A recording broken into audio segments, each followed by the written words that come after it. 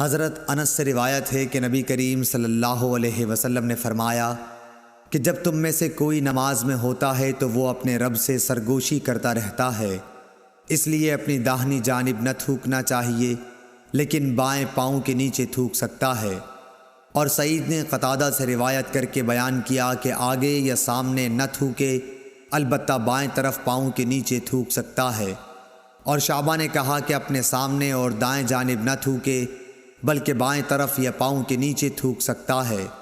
اور حمید نے انس بن مالک سے، وہ نبی صلی اللہ علیہ وسلم سے روایت کرتے ہیں کہ قبلے کی طرف نہ تھوکے اور نہ دائیں طرف، البتہ بائیں طرف یا پاؤں کے نیچے تھوک سکتا ہے۔ صحیح بخاری حدیث نمبر 531۔ انس بن مالک رضی اللہ تعالی عنہ نبی کریم صلی اللہ علیہ وسلم سے روایت کرتے تھے، کیا حضور صلی اللہ علیہ وسلم نے فرمایا کہ سجدہ کرنے میں اعتدال رکھو، سیدھی طرح پر کرو، اور کوئی شخص تم میں سے اپنے بازوؤں کو کتے کی طرح نہ پھیلائے۔